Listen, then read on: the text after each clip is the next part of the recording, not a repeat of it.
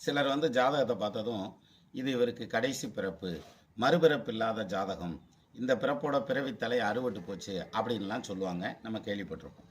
இது எப்படிப்பா சொல்கிறாங்க அப்படின்னாக்க, லக்னத்துக்கு 12ஆம் இடத்துல கேது அல்லது லக்னத்துக்கு 12ஆம் இடத்துல குரு இருந்ததுன்னா அவங்களுக்கு இது கடைசி பிறப்பு, மறுபிறப்பு கிடையாது. பிறவி பெருங்கடல் நீந்துவர், பிறவி கடலை நீந்திட்டாங்க, இனி அடுத்த பிறப்புங்கிறது இல்லை அப்படின்னு அர்த்தம்.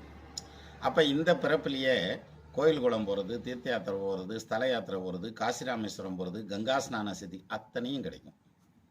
கோவில் கட்டி கும்பாபிஷேகம் பண்ணக்கூடிய யோகமும் கிடைக்கும். சரி, இது இந்த 12ஆம் இடத்துல குருவும் கேதுவும் நின்னா மட்டும்தானா அப்படின்னா அப்படி இல்லை. இதுவும் ஒரு கிரக நிலை.